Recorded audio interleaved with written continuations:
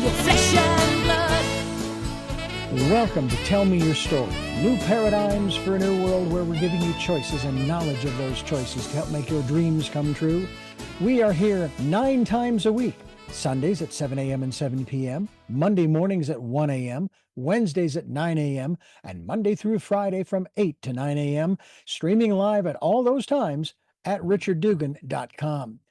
We are on SoundCloud, iTunes, TuneIn Radio, Spotify, Stitcher, Player FM, as well as YouTube, where you can watch these conversations. I hope that you will take time to subscribe and click notifications so that when a new conversation is posted, you'll be notified and you'll be able to tune in, listen in, and learn, and be entertained and inspired. A reminder that Choices, which is my book, 5 Steps for Life, it's available on Amazon.com in paperback, hardcover, and Kindle with Audible, soon to be released. We also ask that if you can support the work that we are doing financially, we do have a PayPal account. It is there for your security as well as ours. And when they ask for an email address to whom you're sending, please go to richard@richarddugan.com. That's the email address. If you go to richarddugan.com, there is also a link directly to PayPal so that you can send us whatever support you can. And we thank you to those who have helped and to those who will help.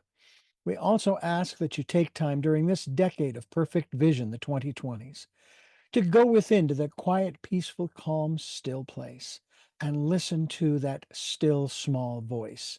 And with that, we now take you to our very special interview and guest here on Tell Me Your Story. And welcome to Tell Me Your Story. I'm Richard Dugan, and my special guest today is a woman who's going to share with us her insights. She has, can't believe how many books she's written. Her name is Carol Orsborn, Ph.D. Well, her name is Carol Orsborn. She has a Ph.D. And she's written a book we're going to talk a little bit about. It's something that you can look at throughout the 52 weeks of every year. It's called Spiritual Aging, Weekly Reflections for Embracing Life. And I'm going to share with you on the day that we are broadcasting and airing and so forth, this particular book, this particular phrase, and I'm only going to read the first paragraph. I'm not going to read the whole thing here. This week, celebrate that you have crossed the portal into the land of old souls and demarcated by the realization that things that once caused you pain or compulsion no longer carry the power to devastate. That's the third week of February. Now, this book can be used in any year. Matter of fact, the fifth week of February just happens to be either, if it's a leap year, you can use that, or if you just want to have a bonus week there, you can do that. Carol, thank you so much for joining us here on the program, and I'll do my utmost to stay out of the old man mode today.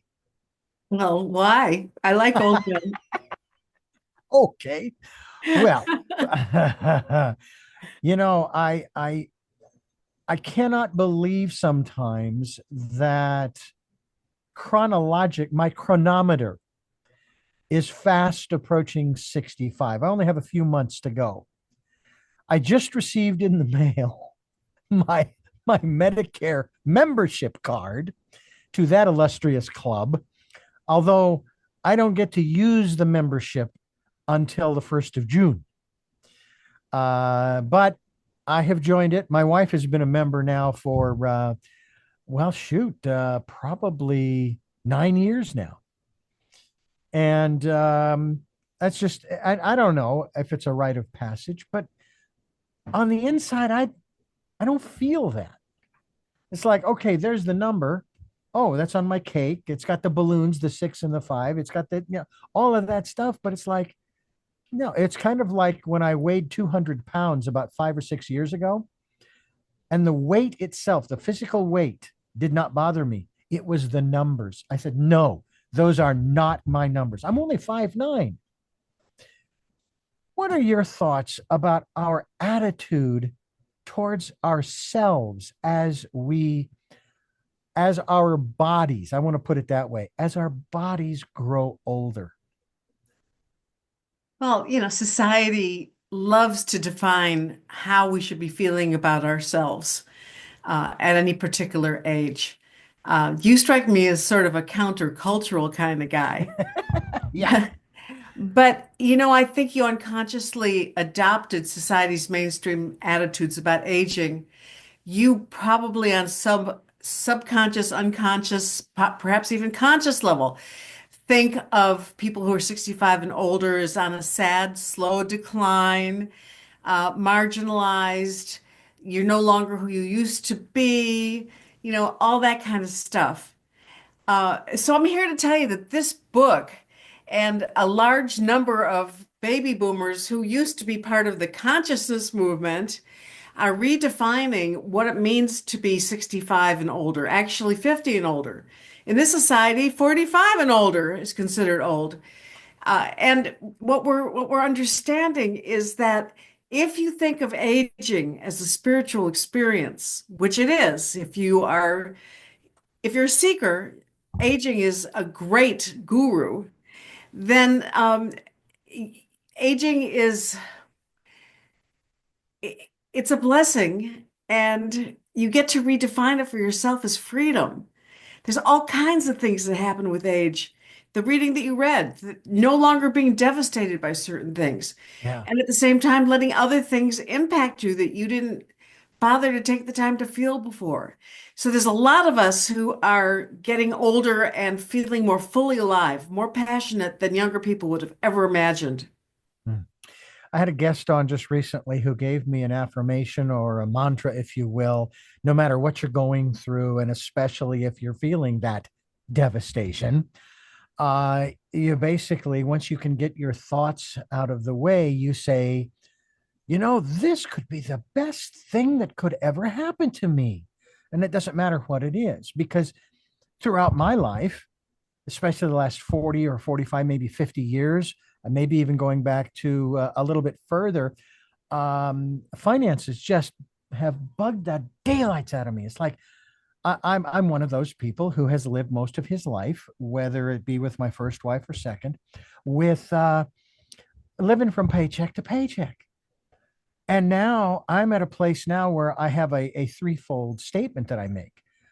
The first part of it is I'm content. I'm happy. I mean, think about it. I'm living in Santa Barbara, California. And again, this is not a statement to knock my past or present employer. I haven't had a raise in 16, 17 years. And Mhm. yet, guess where I'm living? In Santa Barbara, California. I'm still here. I'm not living on the streets. I have a home. I have a wife. I have an animal family, if you will. Then the second part of that is, and I want more. All right. But I thought about that from the metaphysical perspective or spiritual perspective. I thought, maybe I should be a little more specific with the divine.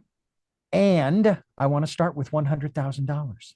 Start with one and, not but, and. And I have to say that as I have made new choices, different choices regarding the whole monetary thing, the whole financial thing, and of course now I'm collecting Social Security, even though I'm still working, so I'm being hit by that.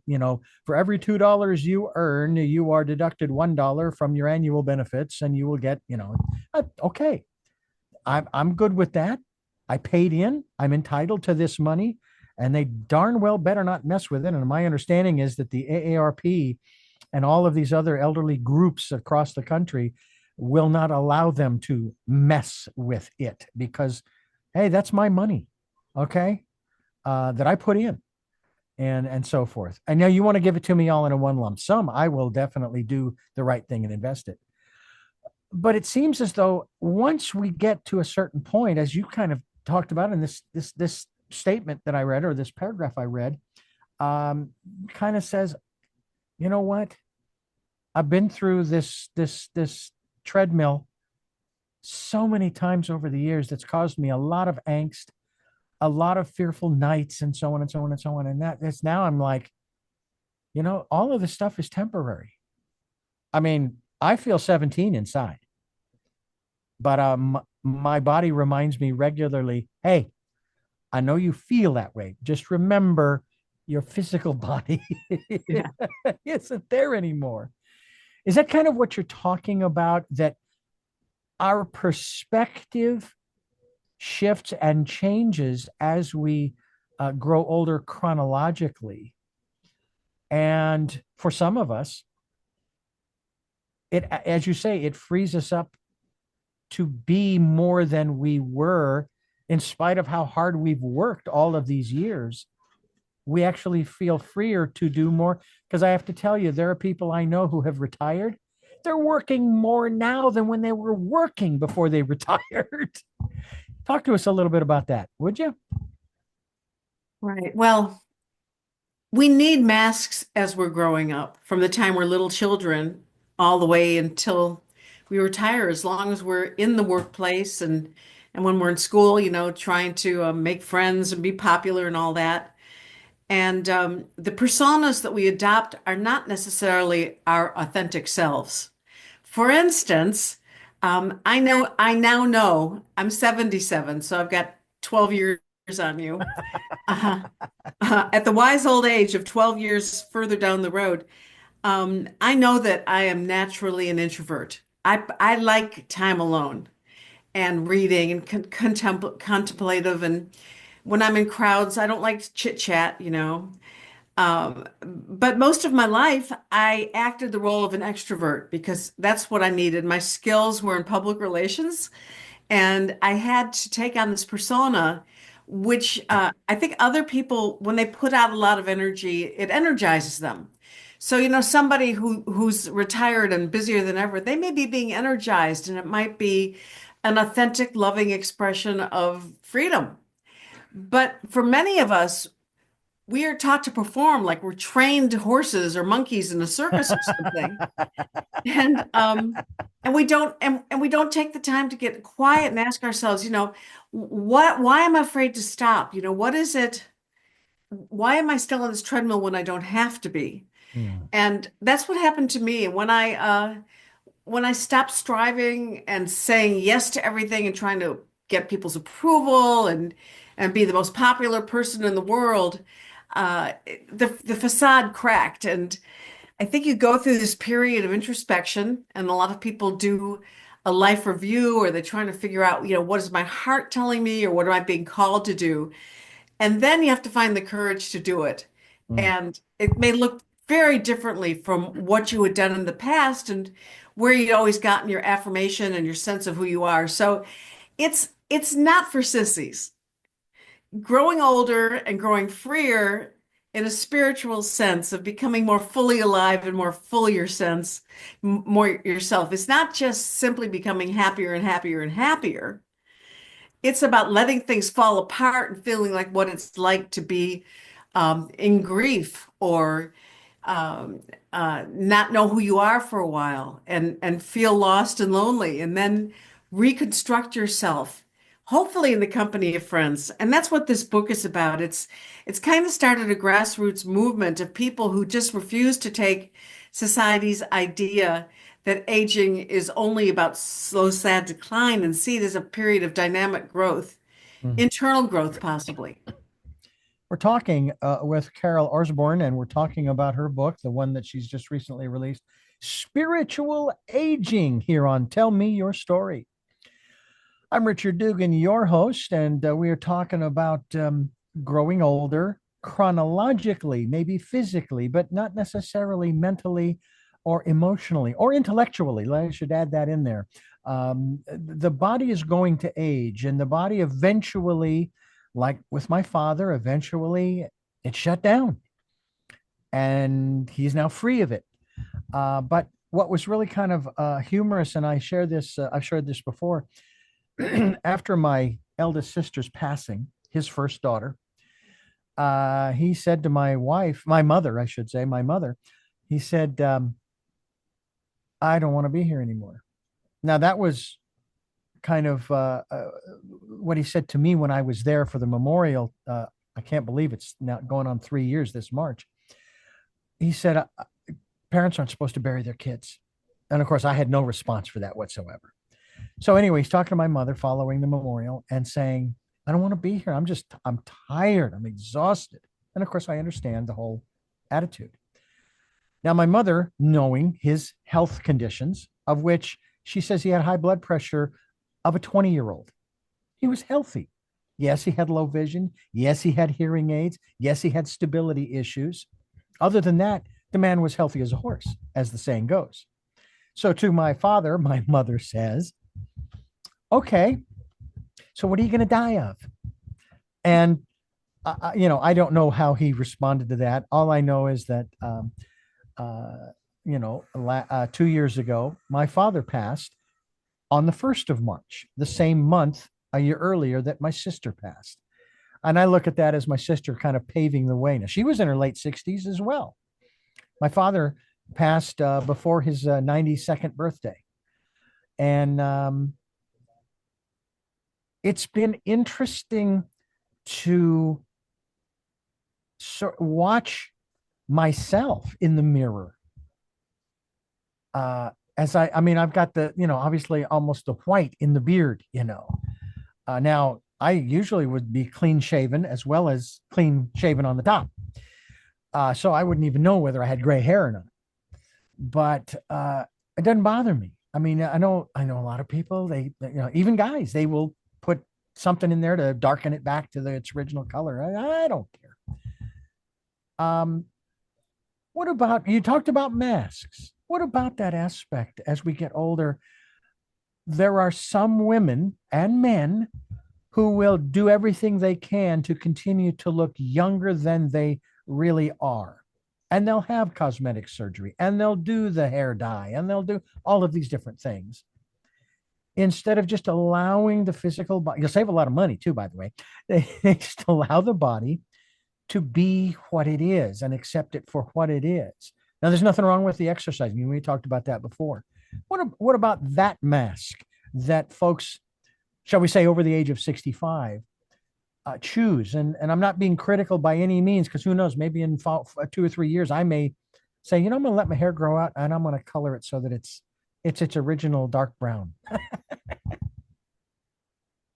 It's irrelevant, really. Gray, brown, pink, it's completely irrelevant. What matters is your motivation. Mm-hmm. If your motivation for it, if you look in the mirror and you cringe and you hate yourself and you think that getting Botox is going to make you love yourself again, you may be disappointed anyway. Maybe somebody is so physically defined that if they pay $100,000 to get every treatment, that's the level that their self-esteem is operating on. But I'm speaking to a spiritual audience. I'm speaking to seekers who have been looking for a more meaningful and deeper existence, many of us for 50, 60 years. Mm-hmm. This is not like our parents' generation. We were exposed to this esoteric spiritual practices and religions and literature from around the world from the time we were in college.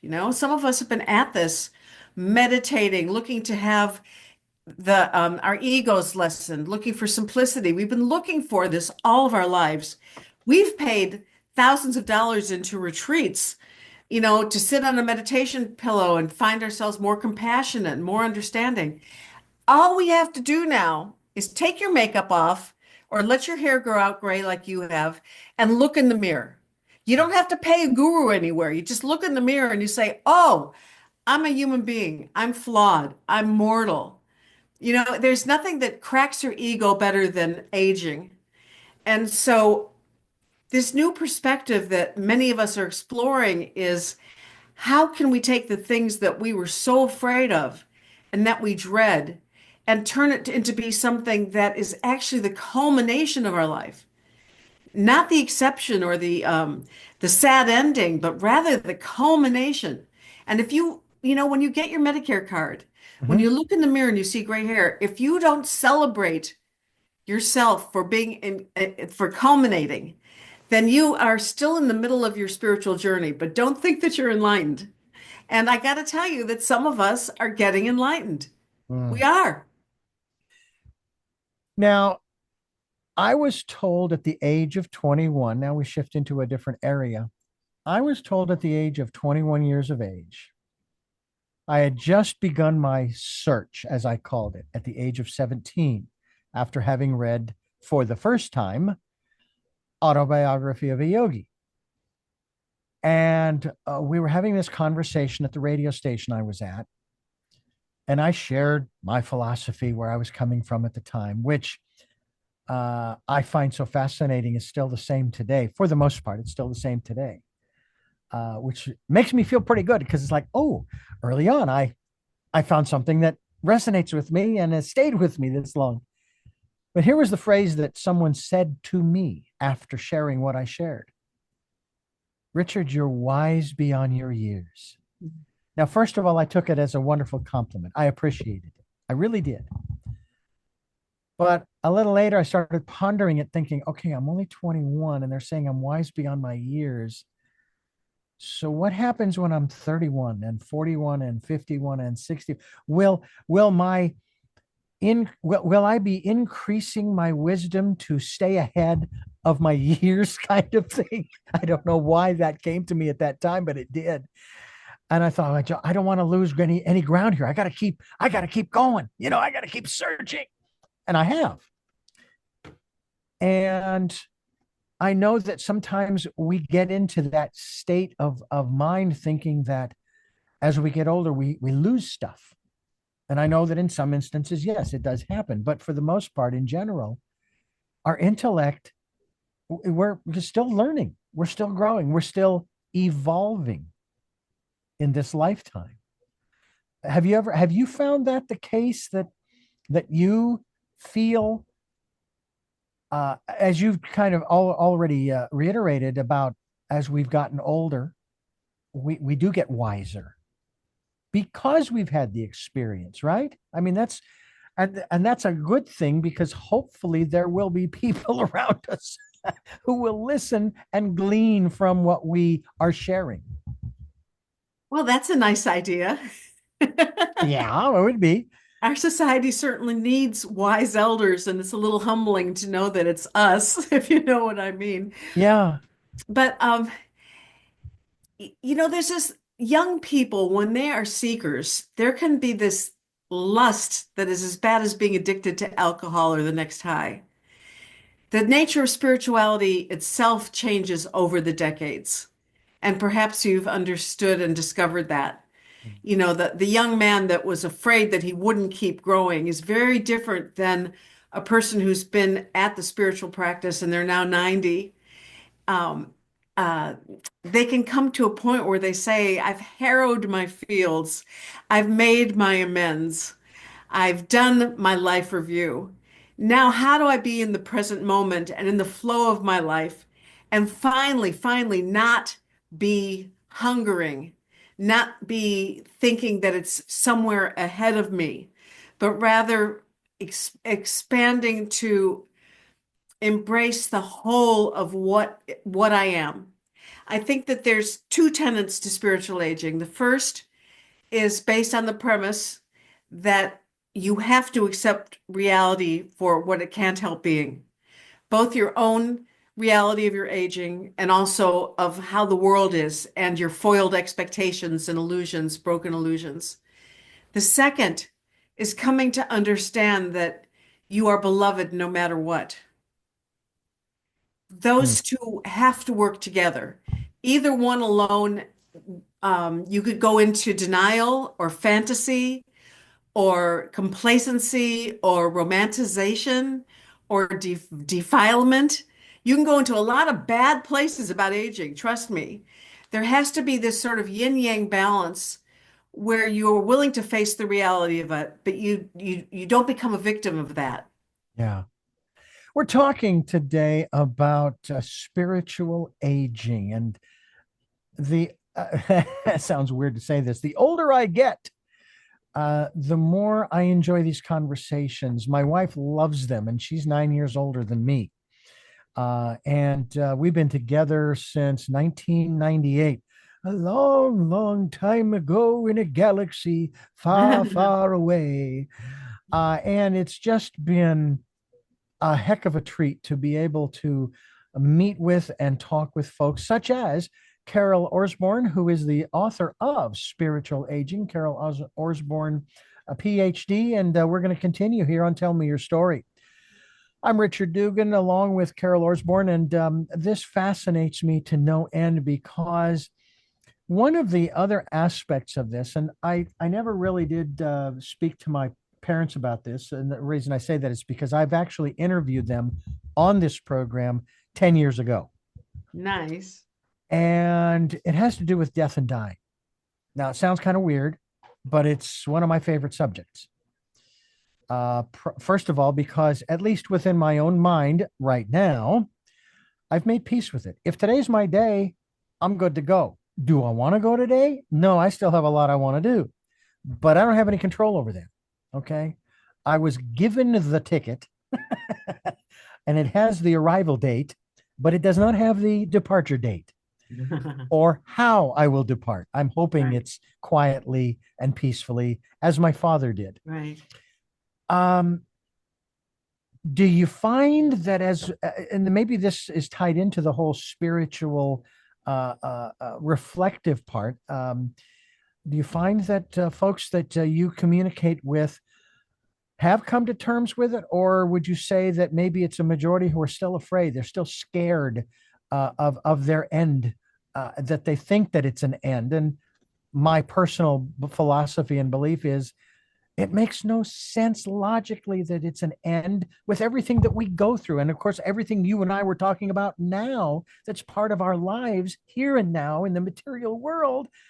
How can it be lights out? Which, of course, if it is, we're never going to know it anyway.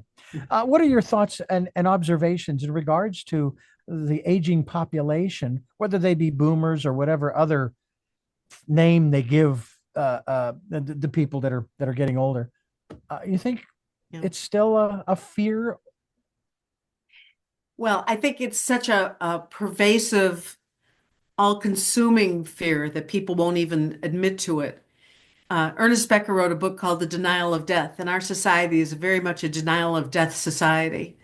So every time you turn on the television and it's a commercial for taking B12 or using Botox or whatever, Hmm. or you see the woman at 95 who's just climbed to the top of Mount Everest, Yeah, the society believes that we should be so afraid of death that we don't want to do it, and so we should just stay in midlife forever.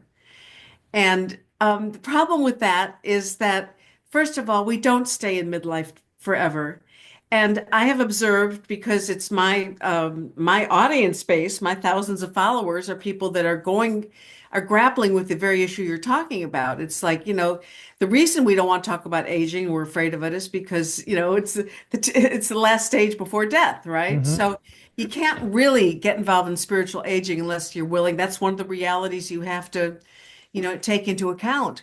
But those are the only people who aren't unconsciously being run by their fear of death. Now, when I say that, people who have financial problems are often people that don't want to go to, I'm not talking about you, by the way. You just said that, but that's not what I'm talking about. There's a lot of people that won't go to a financial planner. Why? The first question the financial planner asks is, how many years do you want to plan for? Should we plan for 85, 95, 100? That depends on where and how they're going to invest your money. That is a very confrontive question. Okay, well, let me see. My dad lived to 91, I'm 77, so I guess I need to plan for 12 years. I mean, who wants to think, we'd be a lot less afraid of financial planning if we admitted that we only had 12 years left or 15. yeah, People are like trying to sock away multi-millions, feeling like they're gonna beat Mr. Death, and I don't know why these billionaires need their trillions and trillions. What do they think? yeah, What are they thinking? Anyway, what I'm trying to get at is that the other thing is, your adult children, you're just absolutely sure that having children or not having had children or living near your children or having good relationships with your children, people are obsessed with this because they think that somehow, um, if they made the right choices, that they would be guaranteed to be taken care of to the day they die in a loving way, and they would never have any needs or worries or whatever. And I think that's fear of death and dying too. All of the fretting that goes on about elderly parents and their adult children, 90% of that is fear-based. That the adult parent giving up their autonomy, trying to please their kids because they feel like they need their kids. They're not going to be okay without their kids. Now, if you have great kids, I have a great family. So, but what I observe is that it became great when I took the pressure off all of them and started living my own life again. I'm not here to fix them, and I'm not here to clean their floors either. You know, Right. and there's so many options, good friends, community centers, great social workers. There's lots of ways to set up a life that is not fear-based on anything. Yeah, and that's a subject that we talk about a lot here on the program is the whole aspect of fear. And a lot of times we buy into the fear that's being pumped out through social media and and all of the different other sources that are coming at us. And one of the fascinating things for me, and I'm one who looks back at trends and then projects them forward to try to alleviate people's minds. For example, during the downturns, for example, over the last, I'll say 30 to 35, maybe 40 years that I have watched of the stock market, the downturns, and people are freaking out.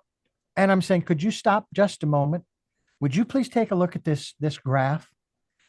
This graph represents the very beginnings of the stock market back in I'm guessing the late 1800s to the present moment. Would you tell me what direction it's going?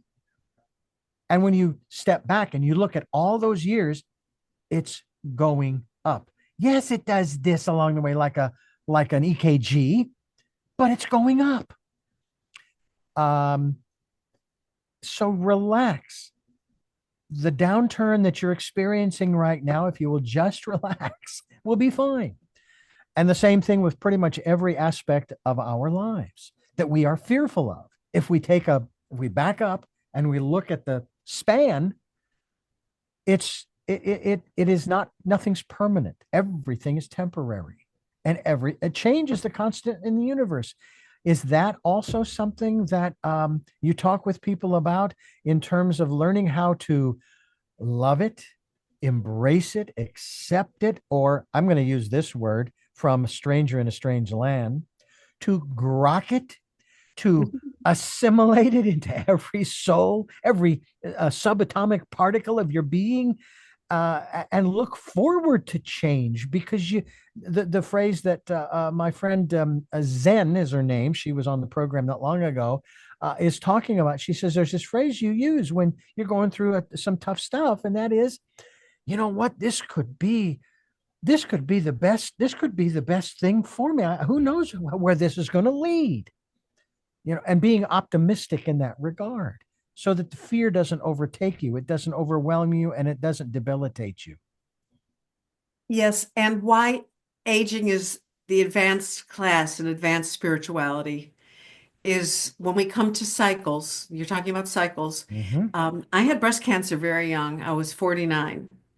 And I really looked death in the face. And I believe that the reason now it's 30 years later or 40 years later, whatever, that I'm teaching what I'm teaching is because I had such a youthful encounter with death in such a meaningful way. And I survived. But when you're 49 and you have breast cancer and you're looking death in the face, you can hope to survive. Mm-hmm. And it sets up the kind of thinking that you just shared. And that took me all the way through my life until recently. This idea that good things happen too. It's like the cycles go down, they go up. Why aging is the advanced class is because you you can't hope to survive old age.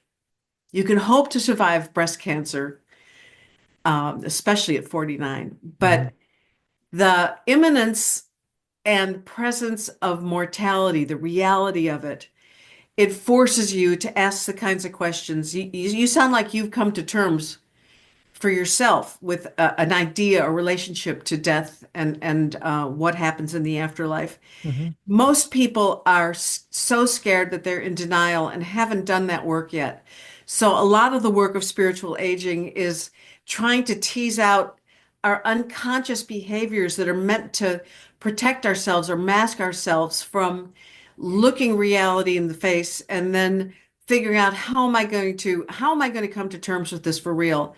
And the most powerful people, whether it's Buddha, who, he saw death and dying in the streets after being in his palace, all of the spiritual masters have had close encounters with death. And out of that comes a certain kind of an empowerment, a compassion.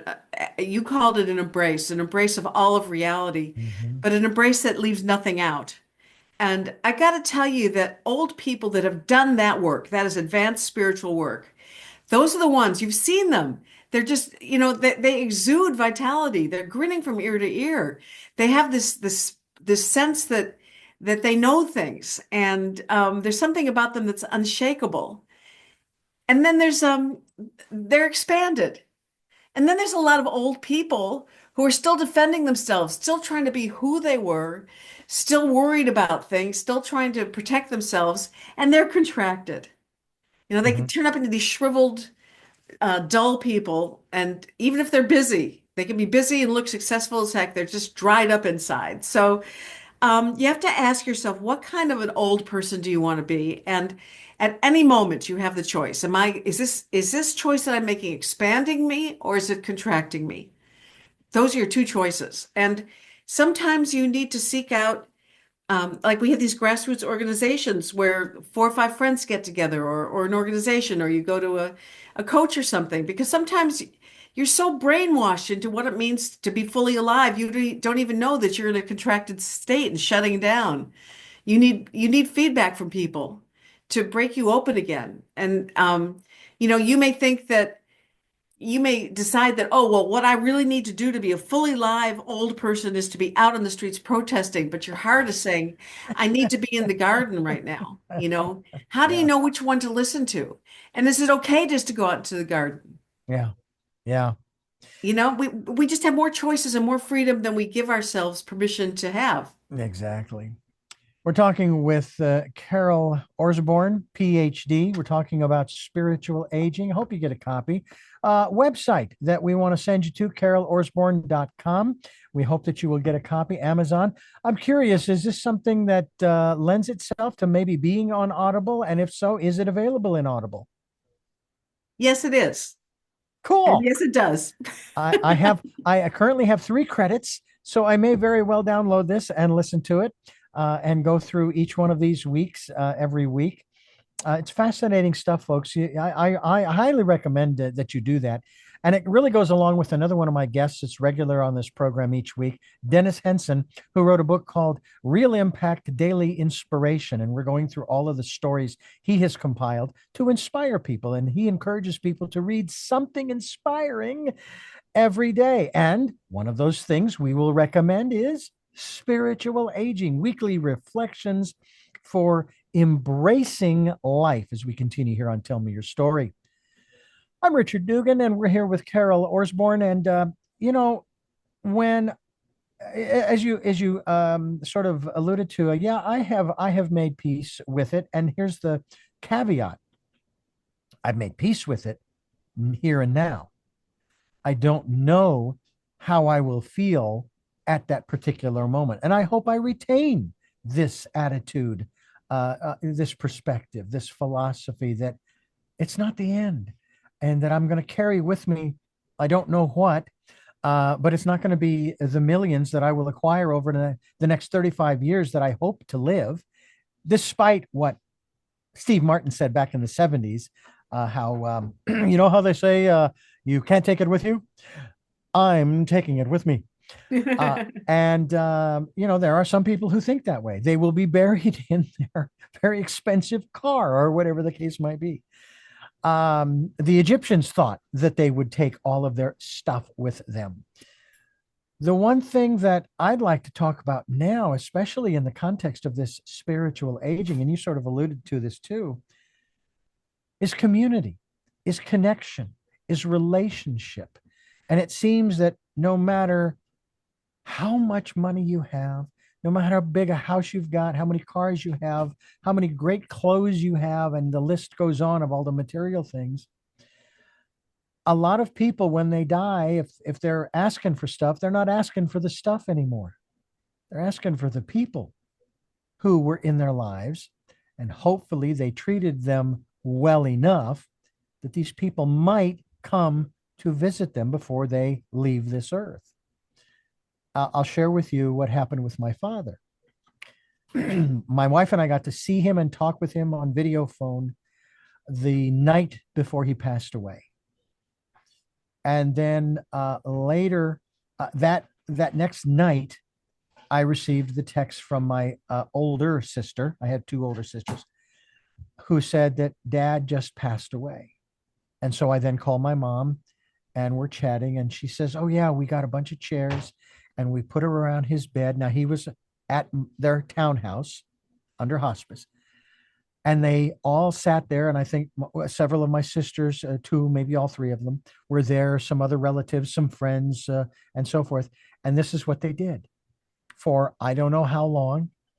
They sang songs to my dad, and the way my mother put it, we sang him into heaven. And I wish that it's not that it's a regret, but it would have been so cool to have been there. Yeah. It really would. But, um, and there's one other aspect I'll throw in. There's a great movie. I haven't seen it in a long time, and I just looked it up online, and I want to see it again. And it's called Defending Your Life. Oh, I love that film. Is it not fabulous? And I It's love fabulous. Albert Brooks' character, who is just freaking out. Whereas Meryl Streep's character is just having the time of her life. Right. There's a wonderful quote in my book, and I can't remember who said it. I'd have to pull the book out to get it. But basically, it says that this is not it's not a life to be ended quietly, peacefully, calmly, and so forth. You should be racing to the finish line with a fistful of chocolate covered strawberries in one hand, a glass of champagne in the other hand. You slide in saying, "Wow, what a ride!" How can we, and are there examples in spiritual aging, how can we adopt that attitude, even if maybe we're still 20 or 30, and in my case, 35 years, I'm hoping, away from the finish line for this life? Okay. Well, first of all, the most important thing is it came up in my mind several times while you're talking, is that there's no right or wrong way to age or to Mhm, die. mhm. Your father was extraordinarily lucky, but some people die all alone, and who's to say that they're not having a transcendent experience as well? So you have your imagination. Ram Dass said that the most unhappy people he knew were the most spiritual, who had prepared all their lives for a good death. And then as they lay there on their deathbeds, they were in pain and giving into their pain and feeling like a victim and feeling like they had really blown it. They'd spent their whole life preparing for this moment. And Ram Dass would say, you have to embrace it all exactly as it is. If you have expectations on yourself that it be one way or another, it just puts added pressure on yourself. So to live in the present moment fully and to embrace it, whatever it is, all seven dwarfs, you know,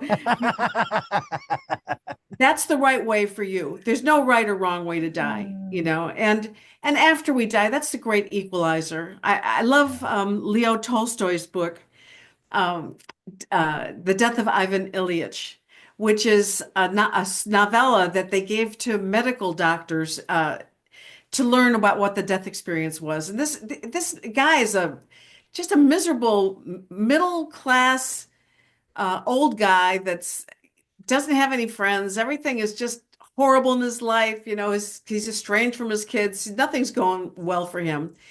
And yet, at the moment of his death, he has it all falls away like old baggage. Mhm. And he has a transcendent experience in which he understands that he's beloved unconditionally. And then he's gone, you know. And when I read that, and I also looked at my mother's life, and I didn't like how she, from my perspective, I didn't like how she lived her last weeks and months. Mm. I said to myself, if we're going to have a transcendent experience at the moment of death, and the hospice workers all say we do, or after we die, why can't I have that at 65? That's when I read that book, and you know, so Mm. that was my quest from 65 till now has been, how do I live my life in such a way that it doesn't matter what my outcomes are. It doesn't matter what's happening to me. It doesn't matter the things that I can't control. Is there a way to find equanimity in my own heart, um, so that I can feel beloved even if I'm mad at myself?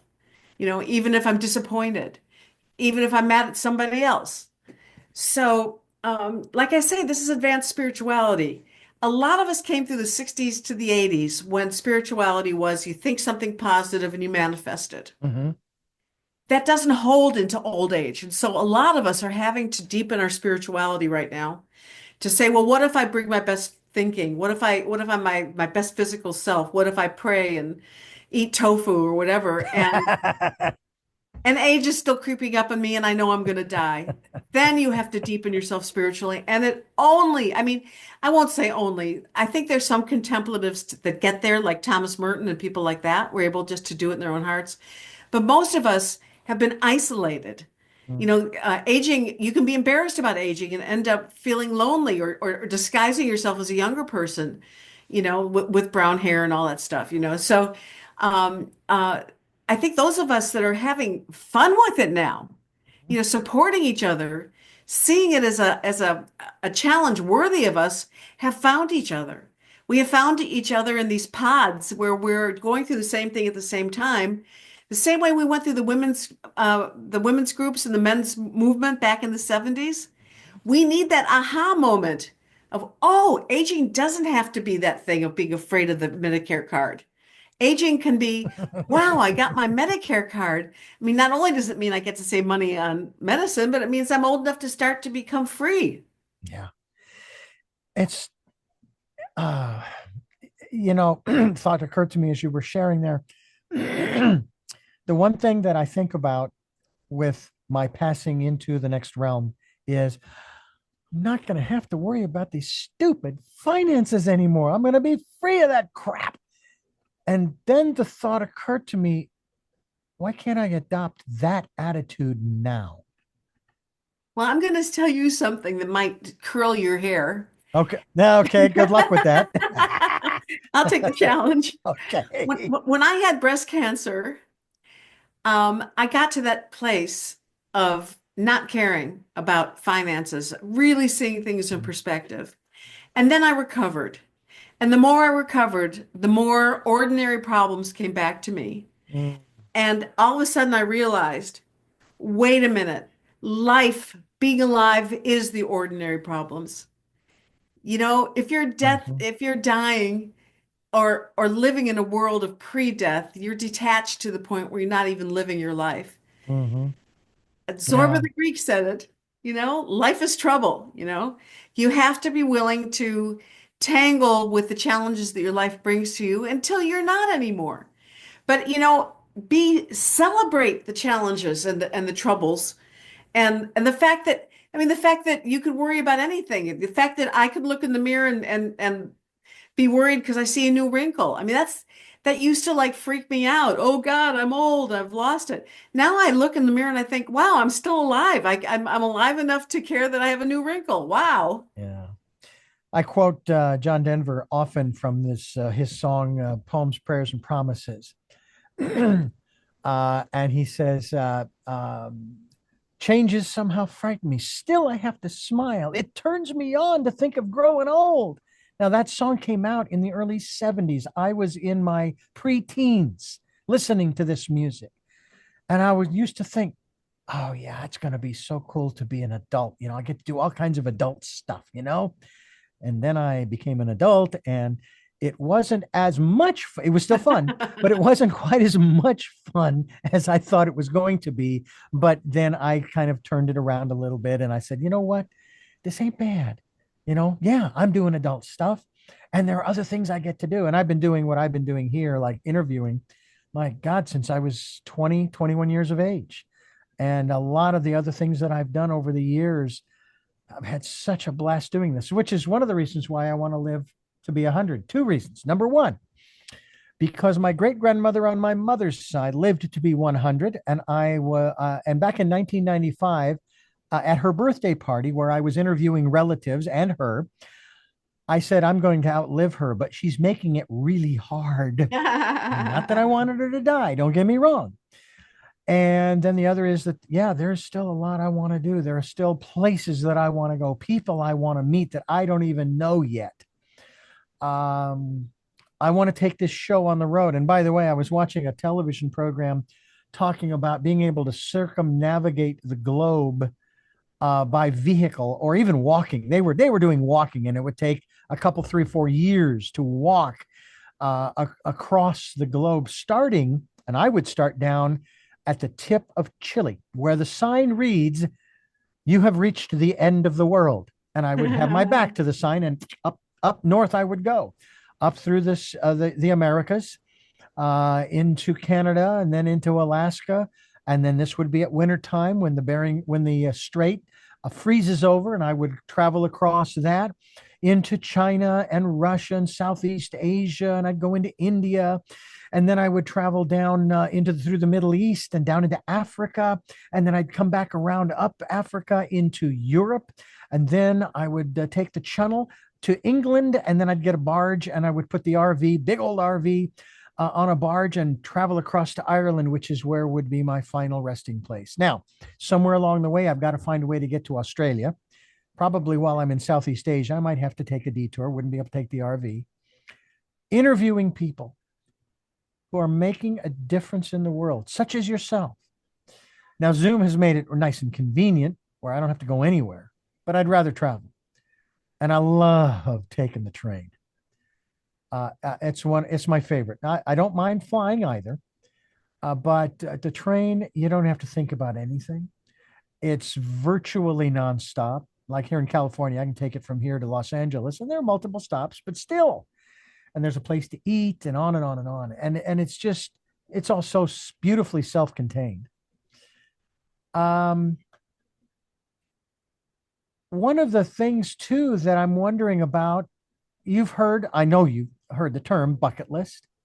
Great movie with Nicholson and why can't I remember Easy Reader's name now?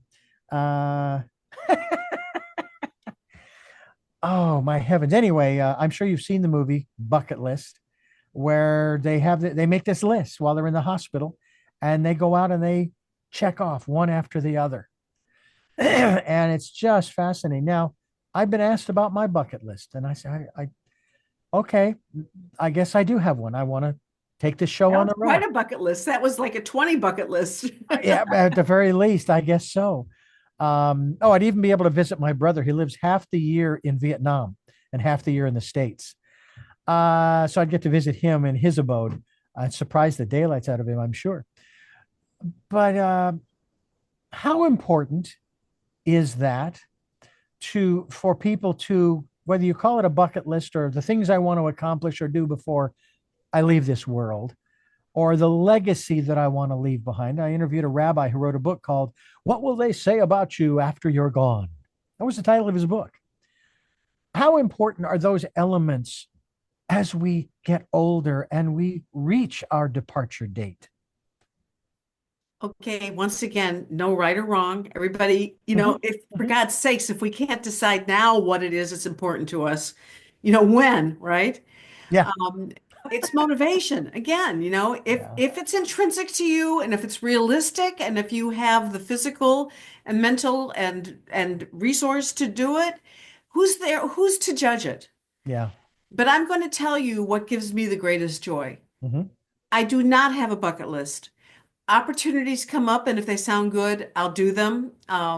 and I might think about a way someplace I'd like to take my family or something like that. But for me, the greatest joy comes from walking barefoot across linoleum tile or curling up on the sofa with a furry blanket. I'm going to call it creature comfort. I love creature comfort. And I love to wake up every morning and think about what interesting thing might I want to do today. And if I hadn't planned it and had never thought of it before, all the better. My husband and I just joined. We're in Toronto. We've just moved to Toronto. Hmm. I didn't know this was my bucket list place, but here we are. Hmm. Uh, Following a different path, not saying, okay, this is my goal and I'm going to get there no matter what, but rather, paying attention to my heart moment by moment and serendipity, and here I am. And now that we're here, we found a social club for dogs and we love our little dog. I know you have animals. Hmm. I've never seen anything like this. All these people get together with their dogs. They serve cappuccino and lattes. You hang around and the dogs play and you do your work and you chat and you have a little sandwich and um I don't know.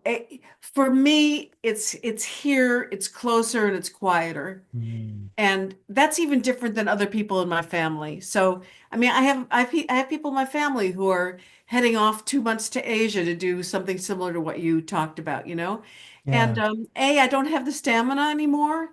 But B, like I say, if I have one life and I have one day, and for me, the idea of struggling in adventure isn't worth what feeds my heart and soul. But there's no right and there's no wrong. So I think you and I represent a broad spectrum. And if your listeners can situate themselves anywhere on the pole, that's what freedom is. absolutely. Absolutely. One other question here before we pause again, and that is I quote this often that we have these inalienable rights, and among them are, which means there are a lot more than these three: life, liberty, and the pursuit of happiness. Do you think that the founding fathers knew something intuitively by virtue of putting that into that document? And of course, I'm not looking for an eschatological, thank you, definition here, but just your own impressions of the fact that they put that in there in the first place. It's like they give us life, they say, we have liberty. Why not just go ahead and happiness? But happiness isn't guaranteed. The pursuit of happiness. What are your thoughts about that? And also about happiness, especially at, this sounds strange to me, okay, in my ears, especially at our age is. Well, the founding fathers were younger for starters. I am not pursuing happiness. I mean, I'm glad younger people are, and I did when I was younger. I am finding peace in the present moment. I'm finding wholeness in the present moment.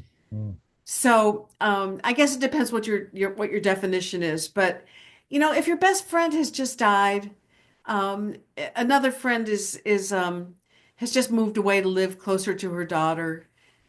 You're afraid of going to the doctor because you're scared of your diagnosis. It's like we punish ourselves and beat ourselves forward looking for happiness, whereas what we really should be looking for at our age and stage in life is acceptance and self-love and faith. mm. So I think, it changes in every decade. And they love Ben Franklin because he got to be an old guy. That's why they all wore white powdered wigs, but they had to put the white powdered wigs on. If they'd had a bunch of us 60 to 80-year-olds who've done our spiritual work write the Constitution, maybe it would have a few little tweaks in it. Yeah, it's entirely possible. I was going through some old photos on my phone, and I came across some of me dressed up as Ben Franklin carrying his kite. Oh It was for my. an event for one of the radio stations I was working for back in Phoenix. I'm looking at this thing, and in order to keep the wig on, because even back then I was bald, shaved head, I was wearing an Arizona Diamondbacks, one of their original baseball caps. And I just look, I'm looking at this thing. And of course, I had the glasses down here, that kind of thing down on the tip of my nose.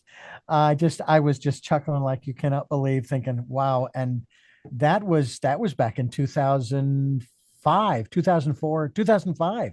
My God, that was 20 years ago. Were I you was, already feeling old or I aspiring was to be No, old? not at all, not at all. I was just having some fun with these people, and they wanted me. That's what they wanted me to do, is play that character for this particular event that we were doing.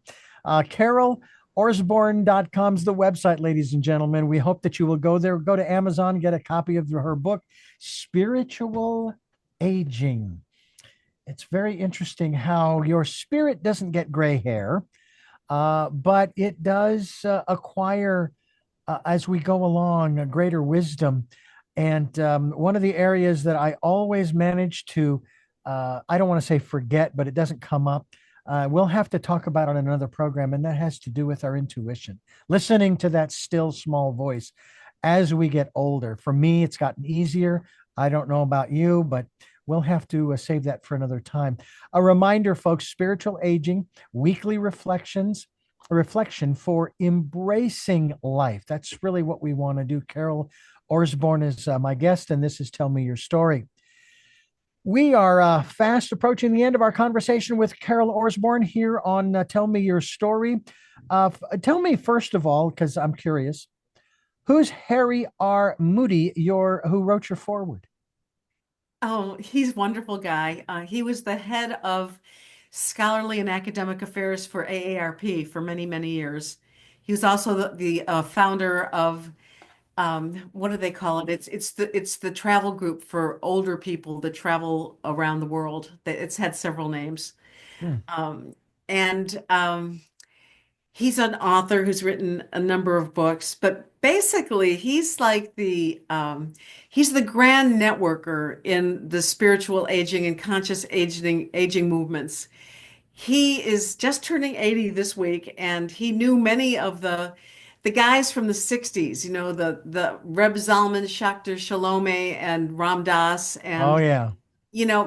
there's this whole crew of people that were around for the consciousness movement back in the 60s, who, when they got old, maybe 20 years ago, they started writing, bringing consciousness to aging. So they're our spiritual fathers. And Rick, being a little older than me and some of us, knew them. And he's got an insatiable curiosity and interest in connecting people. So you'll see his name as a forward on many of the books by people that are writing about aging from a conscious and spiritual perspective. I just, and I've read Ram Dass. Matter of fact, my first wife was totally blind, and I was recording books for her, putting them on cassette, and sometimes I would read them to her rather than put them on cassette. I've recorded books by Gerald Jampolsky and Ram Dass and James Redford. And Leo Buscaglia, and the list goes on. It was just amazing when I look back. And this was long before Audible was cool. Okay. And I was even listening to talking books and recordings for the blind back in the 60s when I was in school, 60s and early 70s. Once again, listening long before Audible was ever cool. But it is a cool way to read books. And I'm real excited. And I'm going to get your book on Audible. I've got a few credits available to do just that. So I'm excited about listening. You're, Who narrated the book, by the way? um, they're on the staff at Inner Traditions, my publisher, but it's an interesting voice. I haven't figured out if it's a man or a woman yet. It doesn't matter. I love the voice. Well, But yeah. the list you gave is so interesting because this is my 36th book, so I've been writing since I was in my Oh my early heavens. 40s, Wow. and several of the people you named have given me quotes over the years. So Oh, I kind of feel like full circle here. yeah. That What? I had forgotten. This is 36 books worth of running around with the same kind of the people that kind of know things. Yeah. And you seem like you're one of those people. So it's nice to be here. I feel like a homecomings in a way. I'll receive that humbly. One name I left off, and I have to mention Og Mandino. because Yeah, it was his book, The Greatest Miracle in the World. I remember that one. Yeah. Yeah, that I recorded in 1982, and I still have the reel to reels. And ladies and gentlemen, one of these days, I will transfer it and I will play segments of it on this program, Tell Me Your Story. And you will hear a Wow. 22-year-old Reverend Dr. D, Richard Dugan, reading a book that actually led me to my first wife. And it's been a fascinating journey. I have absolutely loved it, and I enjoy the reading. I'm still narrating books for people for Audible now, although they have made it really hard to upload my book choices, 5 Steps for Life. I can't find the portal. And I have called and I have emailed and I have texted people who are associated with Amazon and Audible and this other thing called ACX. I don't know what that is, but supposedly that's the portal. Nothing. And yet, I'm sorry, if you go to Google, they have somebody else's picture up there, and it's not me. ah, If you put in Carol Orsborn, who is this woman, and who do you talk to tell? oh, You know, and on Amazon.com, on one of my reviews, they were so sorry to hear that I died. no, So, don't complain. the You can't rumors, find your portal. People think yeah, I'm dead. yeah, the rumors of my, how's that phrase go? The rumors of my death are greatly I exaggerated. know, but it was such a nice post that somebody put up, though. Well, I hope they gave you a good eulogy. That's all I can They say. did. It was No, lovely. I wept. excellent. I hope they do the same for me somewhere down the road. Although I have to say I was doing some ball games here at the station, and it was late night. I mean, some of these games that were played in Wichita, because the games got backed up, we were playing at 2 and 3 in the morning Santa Barbara time. And so a couple of days later, I get this email with this picture, and this picture is there's cobwebs all over the place inside the control room, and there's a big console, and draped over the console is a skeleton. And the caption basically reads, this is from the announcer doing the play-by-play. We want to thank Richard Dugan for sharing his time, giving up so much of his time here to broadcast the Santa Barbara Foresters baseball team. And I've even joked saying that I love what I do so much, they are going to have to peel my cold, dead carcass off of the console. Retirement is only going to apply to my car. I will only put new tires on my car. I want to thank you so much. This has been a real joy, and I hope one of these days we get a chance to maybe meet in person, but get together again to talk about this aspect, especially the spiritual aspects of aging, because as I've said before, the soul or the spirit, it doesn't age necessarily in the same context as the physical body does. And like I said, I still feel 17 in spite of the fact that I'm on the verge of turning 65. And I'm happy that I feel that way. And I'll do my best to keep running around. My father was starting to hunch over like a question mark. People like that. I ask the question, what are you still carrying? What burden are you still carrying? Let it go. It's not worth it. I have no intention of ever doing that. And my wife reminds me, Richard, make sure you stand up straight. Okay. So thank you so much for being with us. I do have 3 final questions that I ask all of my guests, and I'll make it brief. But I want to thank you for listening to and watching Tell Me Your Story, New Paradigms for a New World, giving you choices and knowledge of those choices to help make your dreams come true. We are here 9 times a week, Sundays at 7 a.m., 7 p.m., Monday morning, 1 a.m., Wednesday at 9 a.m., and Monday through Friday from 8 to 9 a.m., streaming live at those times at richarddugan.com. We have podcasts on SoundCloud, iTunes, TuneIn Radio, Spotify, Stitcher, Player FM, Blueberry, iHeartRadio, Amazon Music. We're on YouTube where you can watch these conversations. Hope you'll subscribe and click notifications so that you'll be notified the next time I post a new conversation. We also encourage you to pick up a copy of Choices, 5 Steps for Life. It is available in 3 formats, hardcover, paperback, and Kindle. And it is available at Amazon.com. And we also ask you to, if you can, support the work we're doing financially. If you'd like to be a part of the energy that we put out here, we would love to have your support financially. We have a PayPal account. It is there for your security as well as ours. And to those who have helped and those who will help, thank you. Thank you. Thank you. And finally, we ask that you take time during this decade of perfect vision, the 2020s. Spend some time going within to that quiet, peaceful, calm, still place and listen to that still small voice. And now to our final three questions for a very special guest. And the first of those is, who is Carol Orsborn? You want my bio?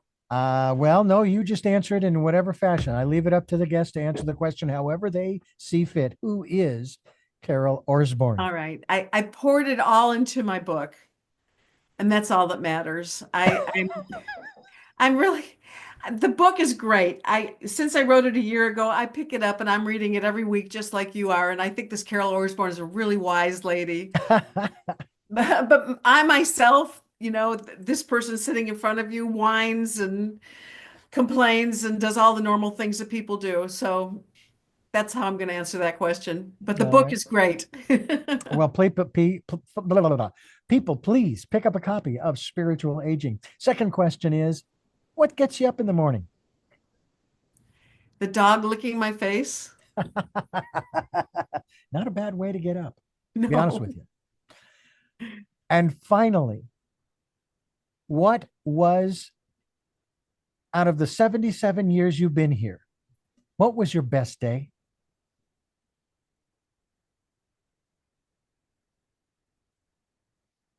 I'd like to say today, but I'm going to have to say it was last night. I always want to think that today's my best day, but last night I woke up at 4 a.m. really troubled, and my husband noticed that I was journaling and trying to think things through, and we haven't done this for a long time. We just sat up the whole night talking, sort of like the before sunrise kind of scenario. And it doesn't matter what was bothering me, to have somebody there who would listen and engage with me and to bring some added perspective. And by the time dawn rose, I was on the other side of this issue and that I was experiencing. So I went from contraction to expansion, and I'll just say it's the best time of my life, because that's the thing that I love most in my life, is that when I know that I've expanded my consciousness and that there's been an expansion. So I just gave you the most recent example, but if I went back through my life, I can tell you those are the milestones. Mm, Not even the people that I love particularly, telling me they love me, and not even, the book getting published or anything like that. It's just like internal sense of just expanding to um, transcend where I was into a higher place. That's what it's about for me. mm. Oh, God, I love that. And it raised in my mind a statement my wife made to me quite literally just yesterday.